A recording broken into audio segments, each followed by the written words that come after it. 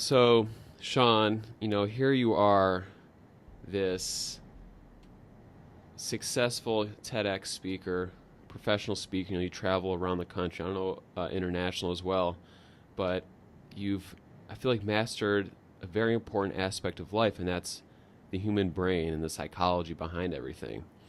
And I would like for you to take us back to a child and tell us a little bit about your childhood, what it was like growing up, and then lead us in to uh, joining the Air Force, because you're approaching now 20 years in the Air Force, and kind of lead us into that, and we'll go from there. Yeah, man. My childhood was filled with alcohol dominated domestic violence household. That's what Mm. I grew up in, man. My stepfather used to abuse my mom, and then he would turn on my older sister and I, and that was from second grade to seventh grade. Yeah. By the time I was 18, I lived in 11 different houses and attended eight different schools because we would get evicted. Cops would show up and we go live with our grandparents for a little while. And then we come back, or we go to my aunt's, or, we lived in my grandparents' basement twice for a while. I I remember third grade, we lived at a house and we got evicted, couldn't pay the rent or whatever. And then we lived with my grandparents in their basement for, well, I finished out the last remaining part of third grade, the last 6 weeks of third grade somewhere else. And then I left that school. Like, I was in that school literally for 6 weeks, and then spent the summer moving into another house to start another school. Like, it was ridiculous. Yeah, man. Um, Alcohol dominated domestic violence riddled household. My mom and dad divorced when I was in first grade because my dad wanted to go into the military, and my mom said, no, you have kids, don't do it. My dad's like, this is a dream, I got to do it now or I'll never do it.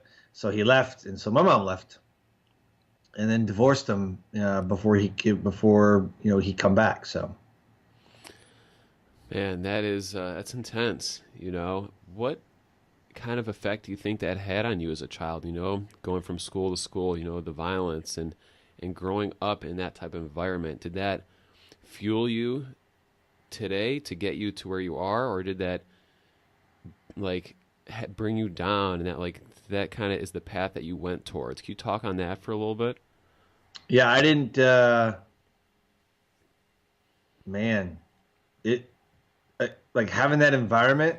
There's no stability. There's nobody tucking you in at night, and wishing you sweet dreams, like all that crap. It's not, that's not what I grew up with. We didn't read each other bedtime stories, and like you see on TV. That's not what it was. It was get your butt in bed before I beat it. So when I went to my dad's side of the family, it was kind of like that, like, the love you and the hugs and you really felt the love, you know what I mean? Mm-hmm. But at home, yeah, not so much, so you just moving around all the time. You don't bother making friends. You just hang out with yourself. Um, you do things just to pass the time. You read some books, or you just hang out by yourself. It's intense, man. So where did you grow up? Were you like in different Detroit, states? Michigan. Oh, in Detroit, Michigan. Got it. Okay. Yeah. So when you turned 18, were you kind of straight to the Air Force, like ready to go? Can you talk on that? Or did you have some Yeah. jobs leading up to it? Or what was that uh, major turning factor? Like, okay, I'm going to go to the Air Force, serve my country. Thank you, by the way, for your service. It's incredible people like you. But just talk on that for a little bit, what that idea to reality was kind of like. So I remember fourth, fifth, and sixth grade started my entrepreneurial career. I was shoveling snow, raking leaves, planting flowers, whatever, for like the older generation in the neighborhood. But I specifically remember I made $60. Me just shoveling snow. It was like $10 just to shovel your driveway, your sidewalk, all that stuff, whatever. It's like $10. And I remember coming home and I was like, Mom, I made $60 and we have to like hide it. Like we can't tell him, like we have to hide it because he would take all the money. He would make sure that my mom had no way of paying for anything without him. You know what I mean? But the thing was, like, he didn't even work. My mom worked. Mm-hmm. He didn't even work. So he would make sure that she was cut off to everything, right? And it was all his, and it was, whatever. Well, when I became in high school, I had a job. I had two jobs. And then I just would do like these odd jobs, and I would go like bale hay, and I would, all this other stuff or whatever. And the same thing, I'm like, Mom, we have this money, and whatever. And I graduated high school with like a 1.9, 2.0. So like I hated high school. It was stupid. Like, please tell me, teacher who gets paid $40,000 a year, how the Pythagorean theorem is going to save me in life. Please tell me how this is going to make me a ton of money. Please tell me. Maybe history class, maybe some science stuff. Hey, cool, got it. Kind of need English. But please tell me how quotients and exponents and knowing what the hell an adjective is please going to make me a ton of money, So I already knew that high school and school in itself was garbage. And so I was working at Discount Tire as a warehouse manager. I graduated in 2001, and I was 17 when I graduated. Turned 18, working at Discount Tire. They upgraded me to a warehouse manager. And then 9/11 happened. And I was like, this is it. This is what I need. I wasn't going to go to college. I was living with my mom. My older sister was just coming back from college because she graduated in 98. She was a senior. I was a freshman. And so now I'm a senior. Now I'm graduating. She's coming back from college, trying to figure out what she wants to do with her life, all this other stuff. So now my sister's, in high school, whatever, because I was a senior. She was a freshman. When I was a freshman, my older sister was a senior, so it was pretty cool. And I was just sitting there like, this is it. This is my moment. This is my dare to be great moment. I got to join the military. That's what I got to do. And so I joined the military. It's amazing. Did something from the Air Force call out to you as opposed to the other divisions, or was it just kind of like a spur of the moment type thing? Oh, let's see. I didn't want a boyfriend, so I didn't go in the Navy. I didn't want to be a bullet sponge, so I didn't go in the Army. Mm-hmm. I really wanted to work on an aircraft or join the best service in America. So I chose working on an aircraft. Amazing. Now, you're 17 or 18 at this point? I am 18 joining the military. 18 joining the Air Force. Now, talk about that for a little bit. What was it like being 18, joining this incredible, unit, you know what I mean? It's totally different than how you grew up. Everything is different. So what were those beginning stages like? Talk us through that, and what were you thinking at the time? You know what I mean? What was going through your mind? Were you excited? Were you nervous? Talk about that for a little bit. I thought basic training was pretty cake. I had a countdown calendar, on the old checkbook. And calendars on it. Yeah, I had a countdown calendar. But when the drill instructor would yell, he'd get in my face, I just stand there, stone cold face, Mm-hmm. And I distinctly remember I'd messed up something, whatever.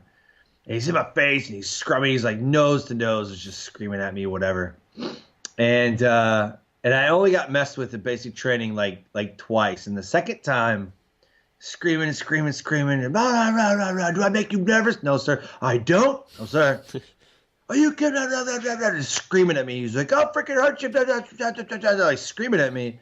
He's like, what do you think? I was like, nothing I haven't heard before, sir. He's like, what are you talking about? I was like, sir, I was physically abused my whole childhood. He's like, no, go away. And he never said anything to me ever again. Yeah. He never tried to get in my face, never tried to intimidate me. He never, I mean, I grew up with a drill instructor my whole life, it seemed like, you know what I mean? Mm-hmm. Telling me that, like, you're a dead man and I'm going to get you and, like, whatever, like, nothing I never heard before. Screaming in my face, beating me, nothing that I haven't gone through before. You know what I mean? Yeah. So to me, I was like, that's the one thing you did good for me. You know, you prepared me for basic training. And by the way, since I got evicted like so many times, you know, the military moves around a lot. So guess what I did as a kid? So I was already prepared, you know, not that it was easy in the sense that, oh, this is a cakewalk or whatever, because it wasn't. You know, it was physically demanding. It was mentally demanding. But for me, this was it. Like, this was, if I fail at this, man, I'm going back to living with my mom, you know, and getting a job somewhere, McDonald's, or, you know, go back to Discount Tire, or, you know, whatever. I had nothing else to go home to. You know, there were people that I met that were like, oh yeah, both my parents are like loaded, you know. Nope. Mm-hmm. My mom is still working, you know, hours and hours, working 2 jobs, whatever, you know. So for me, this had to happen. So I wanted it more than a lot of people there. And, you know, at the time, Air Force basic training back in 2001 was only 6 weeks. Super simple, 6 weeks of basic training. Was it like 9 or 8 with the Army and 13 with the Marine Corps? I mean, it was only 6. Now it's 8, but by the time it was 6, so it was pretty simple. So the mentality that it takes, because I went through my career, my military career, and then came back as a drill instructor in 2009. So I graduated basic training at the end, like December 31st, like, you know what I mean, like the very end of 2001, like I graduated, right? And then and then 2009, I came back as a drill instructor, and it's the same for both sides. You know, it takes a certain type of mentality. You know, you have to get out of your own way. But there's a confidence level that needs to be built up that says, I can do this. And if you don't have that confidence, then it doesn't matter what you do. Talking about confidence, which is massively important, is there something that you've uncovered or some way to build up that confidence? Let's say someone isn't really confident about themselves. They kind of look down on themselves. I'm not good enough, whatever. Have you found ways to kind of boost that confidence and really help take yourself to that confident level? Small wins. Small wins. There's a very popular Goalcast video with the Navy Admiral, and he says the first thing you do is make your bed. Make your bed. Well, there's a reason why the first thing you do when you wake up in the morning, for every day in basic training, the first thing you do, you don't get up, you don't get dressed, nothing. You don't do any of that. You make your bed. Get up right now, make your bed. Get up, get up, get up, get up, make your bed. Scream it at him. Make your bed. Make your bed. Hospital corners. Let's go. 45 hospital corners. Make your bed. Partner up. Make a bed. The first thing we want you to do is make your bed. There's nothing else that you need to do. Because if you can make your bed, you've already accomplished one small win. And so the military uses this concept throughout all of its training. If you can make a bed and it's right, then that's one small win. You've done one good thing, and you just build on that. You know, greatness is a lot of small things done well day after day. So day after day, you have to have a win. You have to have a goal. And sometimes you miss. But most of the time, if you have a small win, that's all that matters. It's so true, Sean. You know, it's really the consistency and the discipline just to, like you said, every single day, continue to get after it. Every single day you want to wake up. You don't want to do it, but boom, you got to make your bed. You got to make those decisions, the right decisions, or the best that you possibly can, because 99.9% of the time there isn't one, like you were saying, the lotto's at 500 million. That's like a what percent that's going to happen to get you to where you want to be. It's like for the rest of us, it takes a long time, years and years of building on top of each other, win after win after win. And they're small things. They're like baby steps. Something I've realized from all these interviews with people I've talked to, like you, successful people, they're like, it's not a major turning point. You know, sometimes it is, but when you look back, it's the small things that just add up over time. Yeah. Yep. Absolutely. You're right. Now, you're in the Air Force. At this, you were talking about having goals. Did you have a goal at this point, or were you just, I guess, trying to stay away from home and not go back to Discount Tire? Did you have this this goal to be a speaker and be an entrepreneur, or did that not No. cultivate quite yet? No, man. Dude, I was just living life, man. I remember being in tech school and me and a couple of buddies, like we would go down, we bought some aviators and, we go downtown, and like meet some girls and stuff. And like, what do you guys do? We're like, oh, we're pilots in the Air Force. Like, dude, we're like literally like 18 and 19. You know what I mean? Like, I'm literally like so stupid, dude. And we're like just walking around, like we have like these like Goose from Top Gun, looking haircuts and stuff. Yeah. Like, oh yeah, we're pilots. We're pilots. We had like call signs for ourselves and stuff. Girls are like, ooh, like, oh my God, it was so stupid. Oh God, it's so stupid. And then as I got to my first duty station, which was England, the drinking age is 18. So oh yeah, man. And by 2004, dude, I was drinking all the time, dude, drinking all the time, partying. Got like $100 bar tabs when I go in there. I'm like $100 bar tabs, $200 bar tabs sometimes, like whatever, Dude, I was living life, man, partying. That's all I was doing, dude. Partying. Like, where are we going? What's the next town we're gonna go to? We're going to a different place, man. I'm seeing the country. I'm seeing the world. Going to Italy and Spain and Paris and like, dude, partying it up, man, and just blowing through money. I didn't even care because my mom was always like, you gotta save it because you have to have the money and you gotta save it and you gotta save it. Well, that's the mentality that we grew up with, was like, you have to save it. Oh my gosh, we don't know when our money's we need our money. I was in an abundant mindset. That's my mindset was, there's plenty to go around, so why save it? I'm in the military. I have a guaranteed paycheck. I know how much money I'm going to have every 2 weeks. So everything's paid for. I don't really have any bills. I'm just going to blow it. And I'm going to love it. That's what I did, man. I would, oh my God, I didn't save any money. Whatever was left over in my bank account by next payday, roll it right into the next paycheck. So, but yeah, man, drinking, partying, whatever. And that led to abusing alcohol. And then, people who drink can most of the time, handle their stuff and whatever. But there are some people who either get violent just because they're, for whatever reason, or like super emotional. Yeah. And that was me. I was the super emotional guy. Like, I love you guys, man. Like, I love you, And then you get to a certain point where you're like, all this childhood stuff's, coming up. And then you have this flood of emotions. You don't know how to deal with it. You know what I mean? So you're like all emotional to people, like, nobody loved me as a kid. Like, it was so bad. But, yeah, man, it started abusing alcohol. And then it just spiraled out of control. You become addicted, I guess, but yeah, that part wasn't fun. So here you are, Sean, 18, 19, 20, living life, partying away. Like you were saying, this addiction to the alcohol and your early childhood like experiences resurfaced, came to the surface, and this obviously led you not down a great path.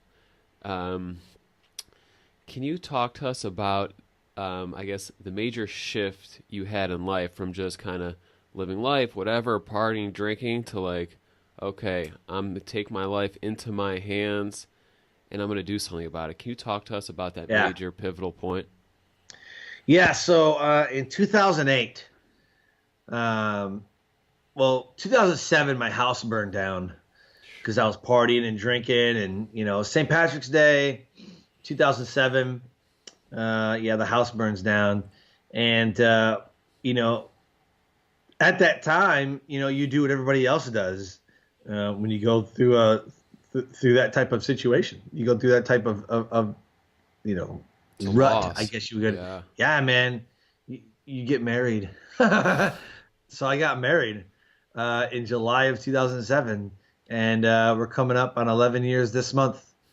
Um, but, huh, but by 2008, we were already getting divorced. Like we were done. Divorce papers were in. We're separating, and so yeah, we've been divorced. We've been separated twice, and then we were gonna get divorced again, but that didn't happen. Um, so in 2008, man, we're getting divorced. We're like, I'm done. I'm out. So we're see you later. And then so she takes the kids because we had like a baby. She had a kid going into the marriage, and we had a baby, and was like, I'm taking the kids. Like I'm out. Whatever. And so December of 2008, man, I put a gun in my mouth. I was done. Like this sucks. I never had a great childhood growing up. My dad, who I don't even have a relationship with, he's busy with his own family.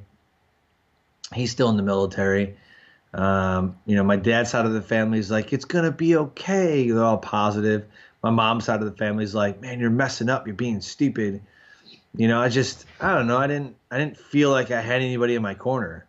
It was just me against the world. You know what I mean? That's what I felt like, me against the world. I'm sleeping in my car at one point because my house burns down. My wife now, she's like, hey, just come stay with me. It's fine, because we're already friends. So put a gun in my mouth. I'm done. This is ridiculous. But I ended up getting some phone calls. People stopped by at the house, and had this not happened, had that not take place, I probably wouldn't be here. But they were like, dude, we're gonna get you some help, and I'm drinking Jack Daniels by the bottle, But going and talking to the chaplains and going through some suicide awareness classes and therapy, like real therapy, you know what I mean? And why I am the way I am, why all my relationships are just like one night stands and, trust issues and stuff like that. And it came down to, I never felt valued. You know what I mean? Like I never felt like, man, if Sean wasn't here, oh my gosh, I don't know what I would do. You know what I mean? So I didn't do anything valuable with my life because I didn't feel valued. And that's a great piece of information to know and learn. I didn't do anything of value because I didn't feel valued. So there's a level of expectancy going through life. Nobody wakes up and says, I'm going to fail at everything today. I think that's what I'm going to do. I think I'm just going to fail at everything. Nobody says that. Nobody does that. There's always an expectancy mindset that everything's going to be okay, that everything's going to work out. And when it doesn't, you just become more and more hardened, and you become more and more in line with the notion that this is my lot in life. Nothing's ever going to change. Nothing I do is ever going to change my situation. So why try? We're all destined to die. So why even try to do anything amazing? Why try to live a good life? We're just going to leave it anyways. That was my mentality. Well, going through all the classes and helping people and, volunteering and being of service and Habitat for Humanity and a couple of different things, I start to get the mindset that maybe I can do good. Maybe I am worth something. And then somebody was telling me, in another organization, they were like, man, we really appreciate your hard work, man. You got a great work ethic. It's like, well, I've been working hard my whole life because that's how we survived. My sister had job, I had jobs. It's just as soon as we can, we're working. I remember 14 riding my bike 1.5 miles just to go bust dishes at a Greek restaurant.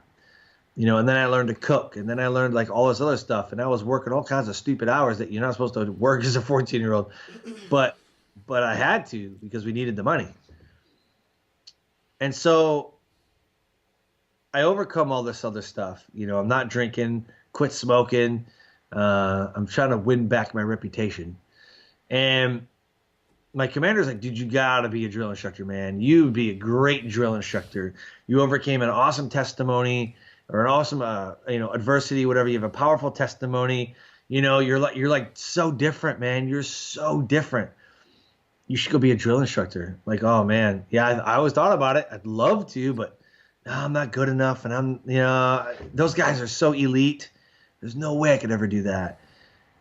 And then I applied for it at the behest of my commander. I applied for it and I got it. And I was like, holy crap, this is actually going to happen. There's no way this is actually going to happen.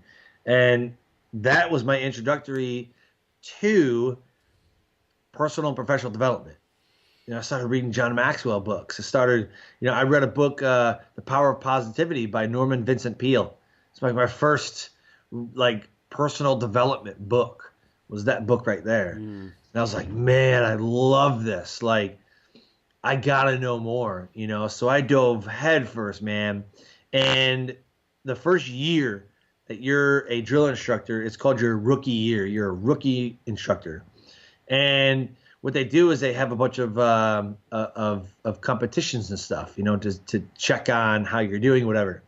So in 2010, I was the rookie instructor of the year in basic training, which means I was, out of all the new instructors, I was the best, and I just dove headfirst into everything. And I devoted everything to being an amazing instructor, which then, because when I was leaving, was like, we got to get back together. Like, I'm leaving. I'm going to Texas. I told her, I was like, I'm going to Texas. I'm going to be a drill instructor. I'm leaving. You're leaving? Wait a minute. You're leaving? Like, I'm leaving. I'm seeing, So we're like freshly, like, we're done. We're out, all this other stuff. And so we decided to get back together. And so here we are getting back together. We're getting married and, whatever. 2 years later, we're separated. I'm separated again. I'm going back to drinking, going back to being stupid, whatever. It didn't last very long because when you're in that group of people, they don't let you fail. And there's a huge accountability, extreme accountability. And that was the moment, where I was like, okay, I can't keep living life like this. I'm not going back to what that was. There's no freaking way I'm going back. No way. So I had to make it work, so we did some marriage counseling and some other things, got back together, took some different routes of doing things, patched things up. We're good to go. And then I leave drill instructor duty to come to North Carolina, where I'm at right now. And, I'm getting deployed, and she's like, I just can't keep doing this, man. This is so up and down. It wasn't what I thought it was going to be. This is so up and down. So we're going to split up again. I was like, well, just let's talk over the deployment. Well, right before I leave the deployment, got pregnant. So now we're like, you know what? Let's just stay together. Let's just figure this shit out, right? Because we can't keep, I'm out, I'm in, I'm out, I'm in. This is so dumb. It's like high school, So we started, so she started going to church, and I was still, I was raised Roman Catholic, but she was still so like, we got to make this work, and I gotta, I'm gonna go to church, and whatever, just really try it. I was willing to try, but screw God, man, screw that dude. That dude made my life so miserable that I got nothing for him. Screw that dude. So in 2014, when I came back from the deployment, she's like, you have to come to church with me. You have to come to church with me. I was like, this is ridiculous. I'm not going to church. No, you have to come to church with me. I'm like, I cannot believe you're going to church and trusting God. Like, who does that? He made my life hell. I was raised Roman Catholic. to believe in some God that loves us. But if he loved us, why was I abused? And why was I this and this and this and this, right? And I blamed him. And then I decided, I was like, you know what? Screw it. Let's just go. You want me to go so bad, and I love you, so let's just go to church. And then I went to church, and I was like, because, I believe that, Catholic priests were molesting boys. You know what I mean? Like, you hear it all the time in the news and this, that. I'm like, this is ridiculous. Why would I ever go there? But it was a non-denominational church. Like, people were there in shorts and flip-flops. I'm like, what the hell is this? Southern church? What the hell is this? You're not wearing a suit? You're not wearing a tie? What the hell's wrong with you? And I was like, man, all they want is money. That's all every church wants. And the freaking one that I go to, he's preaching on money and why we should tithe. And I'm like, I freaking knew it. I knew it. She's like, no. It's not what you think. It's not what you think. I was like, it's exactly what I thought it was. So anyway, I went back the next week, and it was something different, something on marriage. And he was preaching like all over the place. You know what I mean? He preached on marriage, preach on, why we should be loyal, and preach on this, whatever. I'm like, all right, I get it, But there was a moment where I was like, this is what I need. Like, I need this, And so ever since then, we've been going to church, and we serve and everything else. And that's when I became a speaker. I was like, I have to do this, because I was a master resilience trainer in the Air Force. Leaving the drill instructor duty, I picked up a master resilience implementer, where I teach resilience skills to other military members. And I was like, this is it. This is maybe God made me go through all that hard stuff as a kid, prepare me for military duty. Iraq in 2003. I had to have a testimony to tell. I then had to learn how to tell that testimony being a drill instructor. Mm-hmm. I'm learning to tell that testimony, to now having a professional platform as a speaker to tell that testimony, and having a radio show. Maybe it was his plan for me to do this all along. I had to have all that stuff. I mean, everything had to happen that way. He wouldn't have let me take my life. There was no way. People came in and stopped me. If there wasn't a plan and that was the only plan, then I wouldn't be here. You know what I mean? So I firmly believe that everything happens in the perfect way. That's a super long answer. No. That's why I let you, just do your thing, because that's when the good stuff comes out, when you get rolling. And it sounds, Sean, like a big thing throughout your whole story, which is incredible, by the way, is support. You know what I mean? When you were in those dark times, it was the support of those people that helped you. And even when you fell back down that path later on, your support group, the people around you, they're like, no, this isn't you, or whatever. It's that support of those people that you really need to surround yourself with. It's massively important to surround yourself. It's not just like, surround yourself with good people, but like, look what happened with you. It literally saved and changed your life 100%. And I'm just blown away by her story, really. It's absolutely amazing. Now, here you are, 2014, I believe you said, and you became a master resilience trainer. Yep. What is that exactly, and what does that mean, I guess? What do you do as that role? So I teach mental, physical, social, emotional, and spiritual resilience skills that are designed to withstand, recover, and grow through adversity, stress, and life's changing demands. So I do 2-day resilience workshops 4 times a year for military personnel and their spouses. That's really cool. And I like how you said mental, spiritual, physical. It's everything together. So can you talk to us for a minute about like the psychology of the mind, and the importance of mindset just in general? Oh yeah, man. I heard it my whole life. You got to be cognizant of this. You got to be I'm like, what is that? And then going through different courses in the military, you go through these academies, like the senior non-commissioned officer academy, non-commissioned officer academy. You have Airman Leadership School, which is basically a professional development academy that you go to learn leadership and like all these principles, whatever. And they always talk about the cognitive theory or whatever. They'll be like, there's two type of tests. You got to have like a cognitive test, and then you have a summative test, And I was like, I don't understand what that is. And then when I became, the resilience trainer, it's cognitive. Oh, okay. So cognitive behavioral theory, right? Or therapy, where we talk about the mind, we talking about, your mental toughness and what's in our brains. How do we think, feel, and believe about the world, and how do we think, feel, and believe about ourselves? And it's very important that the program was built around fact-based positive psychology research. That's all the whole program is based on. And the reason for this is because it's not somebody sitting in an office somewhere going, I think we should say this. This looks good. No, they found positive research studies that prove that you think this way, or you feel this way, or you do these things and this will happen, right? Like one of them is the axe effect. The axe effect. They took 5 people and they sprayed them with axe. Then they took 5 people and sprayed them with water, okay? What they were told to do was to make a video because women are going to look at this video, okay? So all 10 of them made a video. And then they were sprayed with axe and sprayed with water.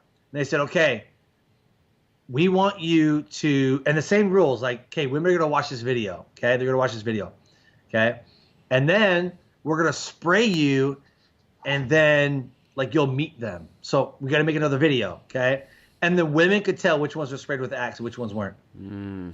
Is there confidence? I'm sprayed with water. Like, I don't know what that's going to do, but okay, here's my video, whatever. Like, oh my gosh, I'm smelling good, and ooh, got to make this video, Yeah, that's exactly right. And they said that it gives you confidence.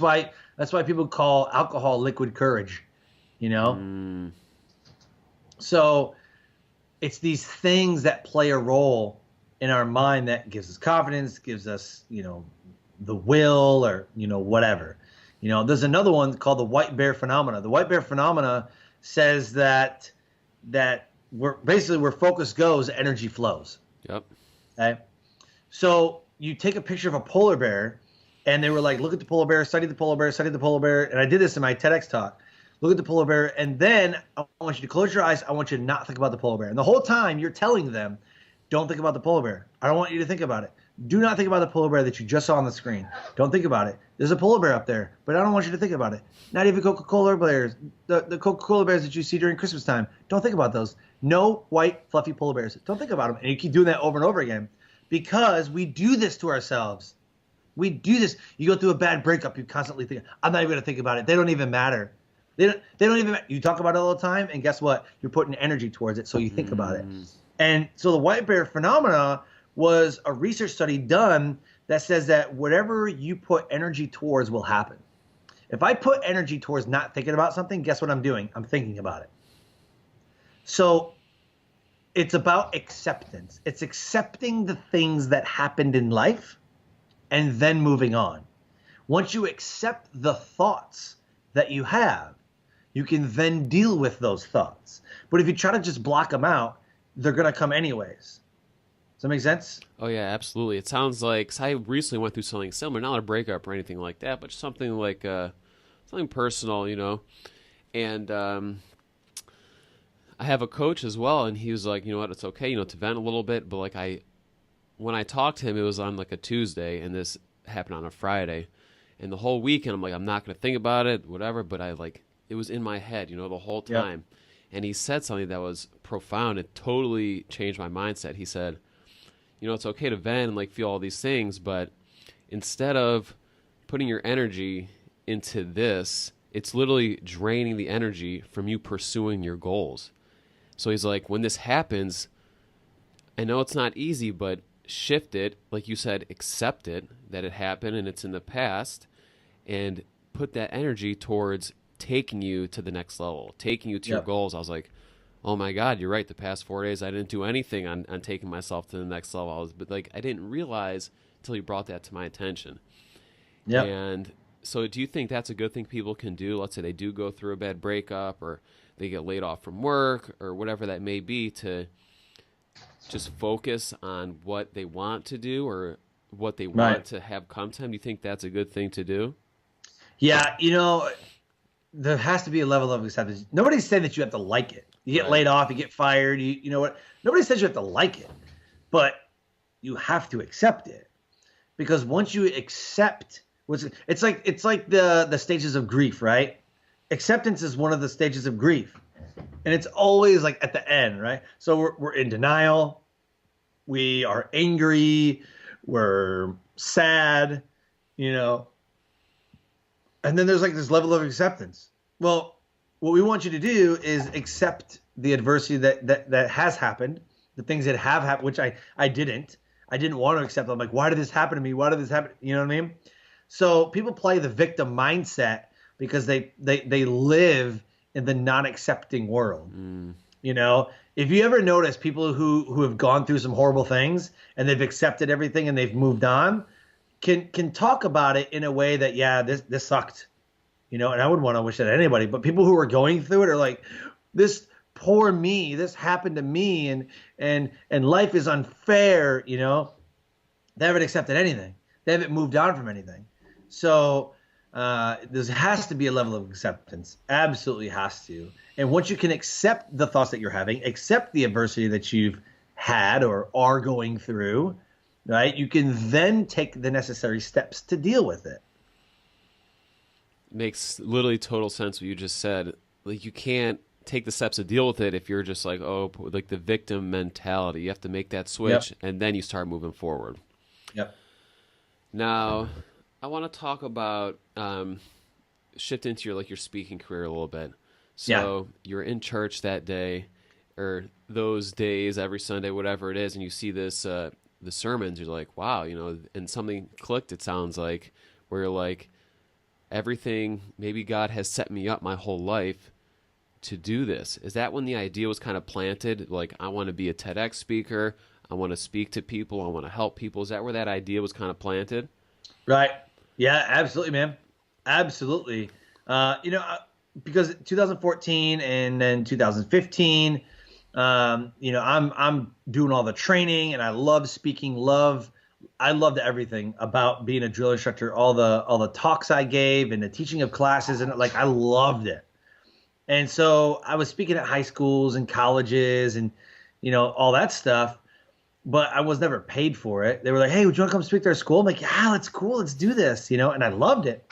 So in 2015, I was like, I'm going to make this a thing. Like, I'm going to make this. I really want to do this, and I had a lot of people in my quarter going, oh, my God, you'd be amazing. Holy smokes, you would be amazing at this. All right, let's do this. So I got booked a couple times in 2015. It's amazing what happens. I'm a free speaker. I can speak anywhere I want to. But as soon as I'm like, oh, I charge this much money, nobody wants me. Yeah. Like, not even the people that booked me before. Like, it's so crazy. It was the weirdest thing that ever happened. Like, I'm booked everywhere. And then I'm like, oh, I charge this. Like, oh, yeah, never mind. But they don't want to pay. I'm like, wait a minute. Because I thought speakers got paid, but maybe they don't. I don't know. Maybe speakers don't get paid. Come to find out that just everybody wants something for free, So 2016, I wrote my first book called Decisions, the Power to Overcome Self-Defeating Behaviors. And then in 2017, I started my radio show, Life Transformation Radio. And then this year, I rolled out the Success Core Mastermind. So now I have a mastermind dedicated to entrepreneurs, speakers, business owners who want to take life to the next level. And during all of this time, I am just living my dream of being on stage. I'm speaking at churches, I'm speaking high schools, colleges, empowerment events, everything. I'm speaking at entrepreneur events, because during this time in the military, through everything, I've built businesses. In 2004 to 2008, I built an entertainment business. In 2010, 11, and 12, and 13, I built me and my wife opened up an antique store by buying storage units at auction. Like we were building businesses, you know? And so I got to speak at entrepreneur conferences because I was an entrepreneur, you know? Mm-hmm. And, oh man, that was the best, being on stage. And I'm like, I got to be a TEDx speaker. I said in 2015, I said in 5 years, I'll be a TEDx speaker in 5 years. In 2016, I was like, man, I could probably do it sooner than that. I'd probably do it sooner. In 2017, I was like, nope, New Year's resolution, all this other stuff. I said 3 years. I'll do it in 3 years. And I doubled down, and 8 TED applications got denied that year, and the 9th one was the winner.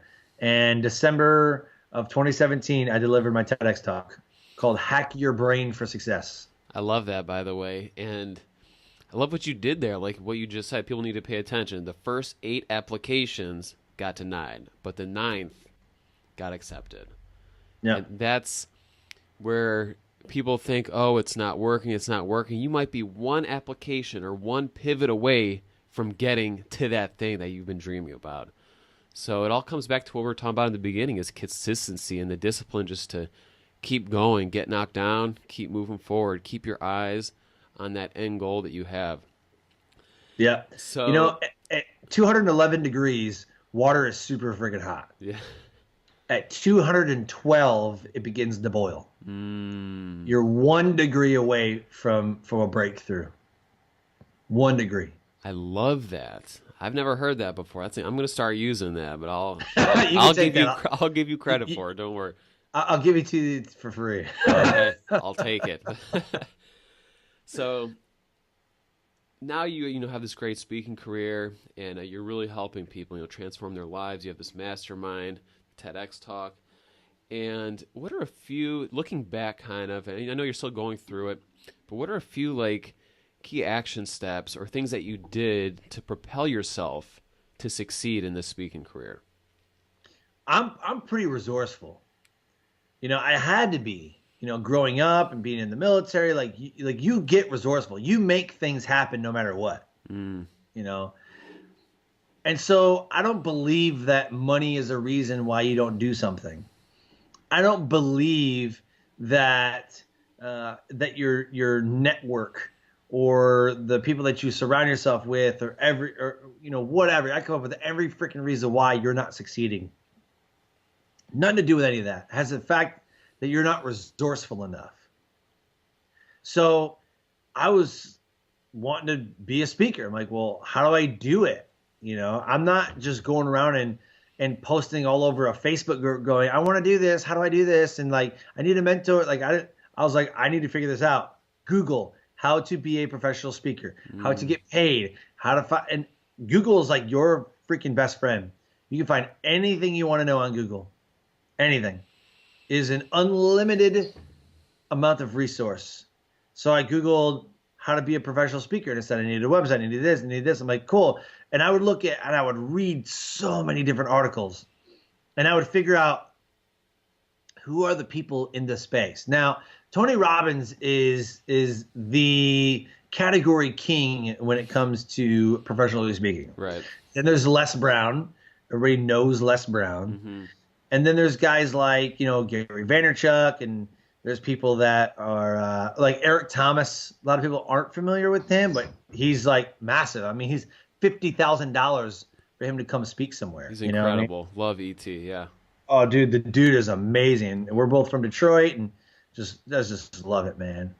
So, I'm looking at these guys. I'm like, what makes them all amazing, and it's their dynamic that they deliver with passion. So I'm watching all these TED Talks. I'm like, I need to know what makes speeches great. I'm reading books. I'm doing, everything I can to build these things out. And I'm taking steps necessary because I knew that I had to have small goals, right? So my whole strategic plan, I basically wrote a 5-year plan. And so far, like the first year was the book. Then it was the show. Then it was the mastermind. Next year it'll be a course. The following year after that will probably be another podcast. I'll have 2 shows. And it just, there's a plan. Just keep going, and in 10 years, the success core will be bigger than John Maxwell, the Zig Ziglar Institute, like all that, because the success core is going to be a global entrepreneur, speaker, podcaster, business owner academy. If you want to learn how to do any of these things, you will come to the success core and you will learn it, and we will teach you. The difference between me and everybody else is that John Maxwell speakers teach and sell John Maxwell stuff. Mm-hmm. Ziglar does the same thing. When you become a Ziglar legacy speaker, you're speaking and selling his programs, right? That's not to say that you can't get booked somewhere else, but the whole purpose is that you're doing his stuff and you're promoting and selling his stuff. Right. I'm not going to do that. I'm not going to do that. I'm going to teach you to be your own person. You know what I'm saying? So small wins every day, small wins, you know? And that's what's carried me through, man. You know, I feel like people try and overcomplicate things, Sean. You know, it's like you said, you make yourself a plan, you continue to execute every day, every year, and something that almost every single interviewer that comes on the show is they talk about resourcefulness. You know, Tony talks about this also. I can't remember the exact quote, but it's not your lack of resources, it's your lack of resourcefulness. Right. And like you said, especially today, there's no excuse. Google. Oh my God, yeah. You can literally, like you said, Google anything: how to make a website, how to start a business, how to be a speaker, you know, how to start a podcast. It's literally right at our fingertips. And people are so quick to go into the group, like you said, oh, how do I do this? And oh, how do I do that? I'm like, you could just type that into Google and be on your way already. You know yeah, right. I mean? You're missing a couple steps. You got to go to Google and ask that question. Right. You know, like I want to tell people all the time, like, Google it. Just Google it. Like, it's like what my mom used to tell me. She'd say, I'd ask her what this meant. She goes, oh, go look it up in the dictionary. yeah, It's a little different now, obviously, but like, go Google it, you know, and we underestimate it because we've had it at our fingertips now for many years, and people just want it, boom, like, just tell me what the secret sauce is or tell me what I need to do. If you go to Google, it's going to be like, damn, I need to put in a lot of work, create a website, how to create a website, how to do SEO. And so it's a lot of hard work, but at the end, it's simple. Yeah. And we need to keep it simple, not overcomplicate things. Right. Now, here you are, you know, you have these huge goals, you're killing it, love everything you're about, and I have a question for you, Sean. What is your why? You know, what keeps you going every single morning? When you get up, you're like, boom, okay, I'm getting after this. Like, what is that pushing, driving factor for you? Yeah, my why is, you know, I'm a suicide survivor. And I used to live life at a low level and not feel valued. So I believe that everybody was created for a purpose. Everybody was created for a reason. And everything that you're going through is preparing you for where you're going to. And if you accept that mentality, then you can't help but get out of bed every day and look forward to the next step. What's the next thing I got to do? What's the next evolution in my journey? What's the next adversity that I have to overcome? Because I know that everything is preparing me for where I'm going to. One thing I learned in church is that he wouldn't bring you through it if he's not going to use it for good. That's the one thing and whether you believe in God or not, it's not the point. The point is that why go through it if it's going to be useless? Like, why experience adversity and strife and trials and tribulations if on the other side there's nothing there? What the hell is the point of that? Yeah. There is a point, because there's a ton of learning in failure. There's a ton of learning when you're on your knee. Like, I hit rock bottom so hard, I bounced off the rock twice. And that is where I made my foundation. I made my foundation off the rock that I bounced off of. And I built my life based on that foundation of everything that you're going through is preparing you for where you're going to. You need these things, right, to happen. And I look back, this is 10 years. 10 years. 10 years ago in 2008, my wife and I are just about to have our first year anniversary, and we're already talking about divorce. Like, I don't care. I don't want an anniversary with you. Like, we're already talking about divorce. And like in about 2 months, you know, we would have been filing for divorce and separating. We're done. Bye. You know?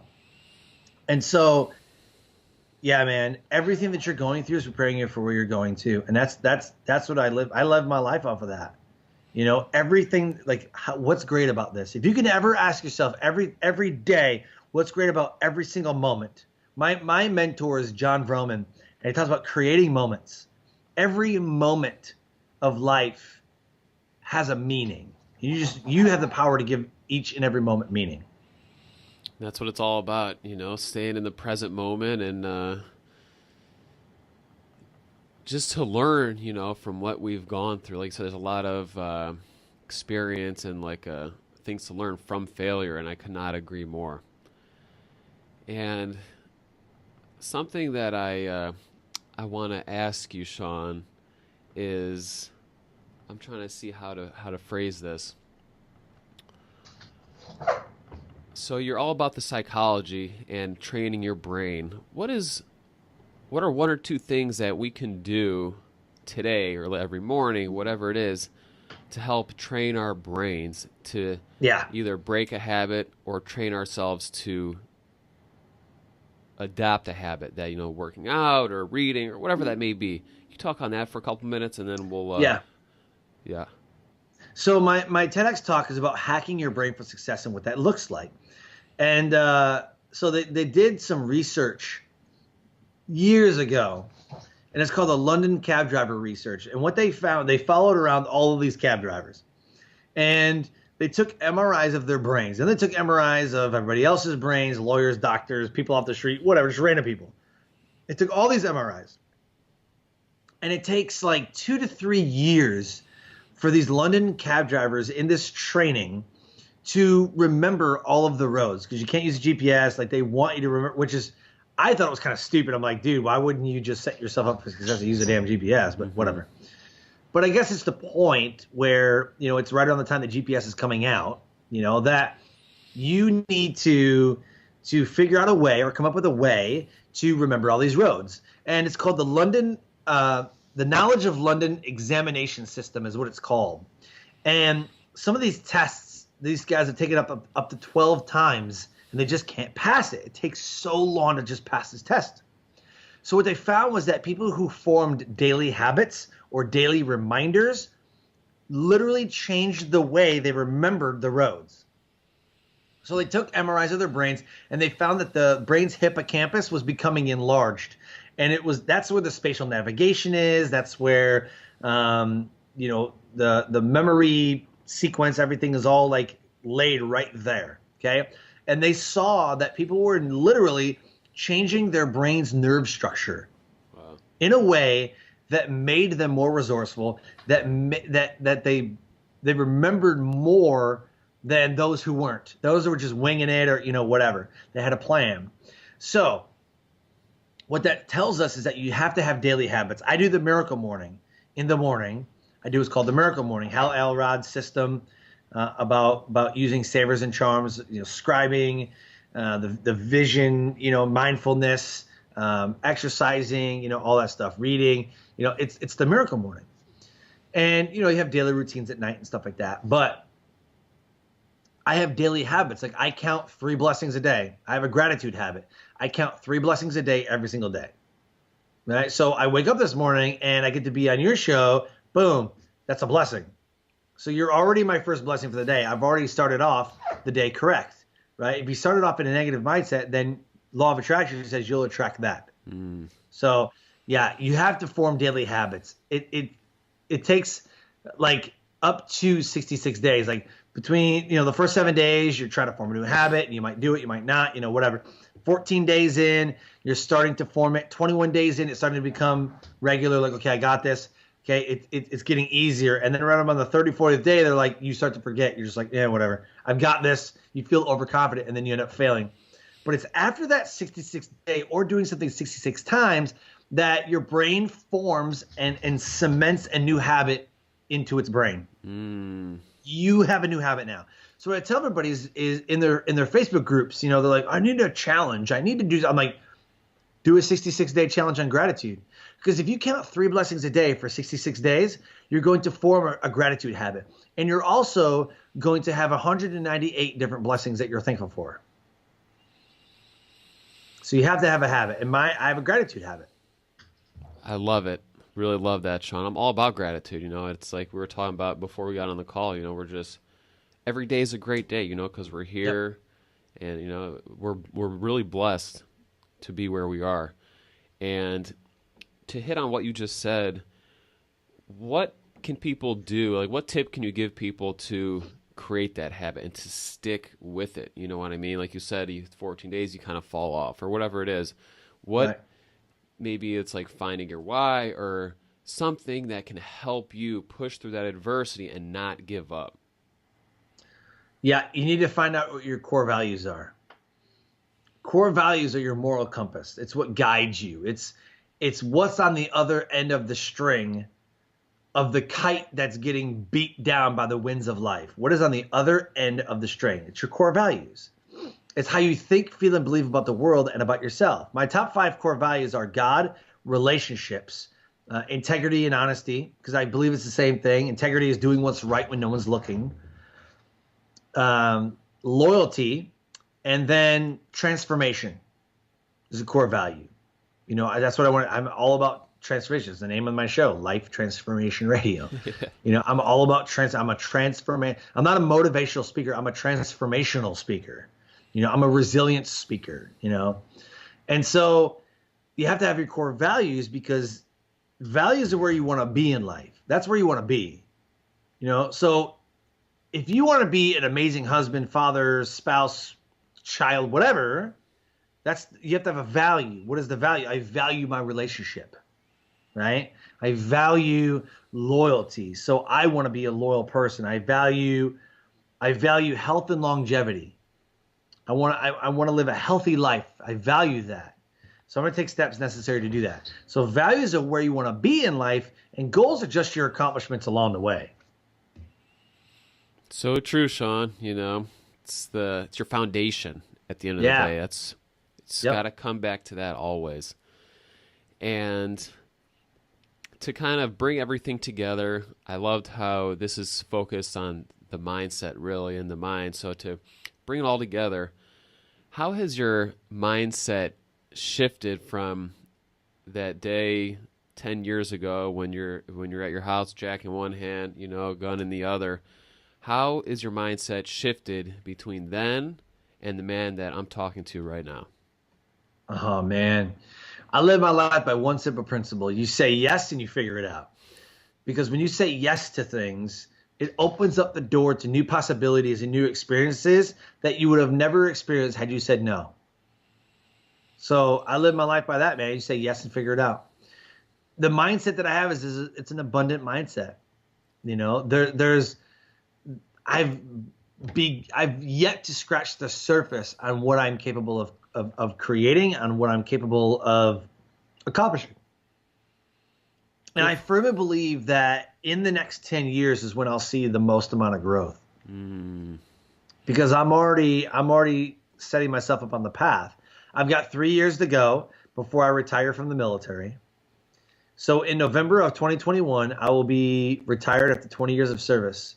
And after that moment, I do what I'm doing right now full time. This will be my life. So in those 3 years is when I'll see the massive growth. I love also what you just said, that you're setting yourself up, and you've already been at this for years. And it's not going to come overnight, but you know that in these next 10 years, I'm setting myself up for success now for the future. Like, this is when that massive growth is going to happen. And I'm super excited to see what you continue to create, these businesses that you're making. And we might have to have you back on the show one day to talk about more on the entrepreneurial side, but yeah, I'm super intrigued with the psychology and the brain and everything. So I'm glad that we focused on that because it's massively important. And Sean, thank you so much for coming onto the show. Really appreciate you and what you're doing. And where can people find you? Are you on social media? Do you have a website? I know the Life Transformation Radio. I'm going to have all this tagged in the show notes below, but if you could just tell us where people can connect, then that'd be great. Yeah, so my website is www.thesuccesscore, C-O-R-P-S, thesuccesscore.com. And then I'm on LinkedIn and Facebook. I don't do any of those other weird social medias like Snapagram or InstaChat, whatever they're called. Yeah, I don't do any of that stuff. So yeah, man, I dominate LinkedIn and I'm all over Facebook. I got a Facebook group. The Success Core is my Facebook group. You can join that, learn how to unlock your true potential and elevate your life. And that's it, man. LinkedIn and Facebook. I'm all over Facebook. So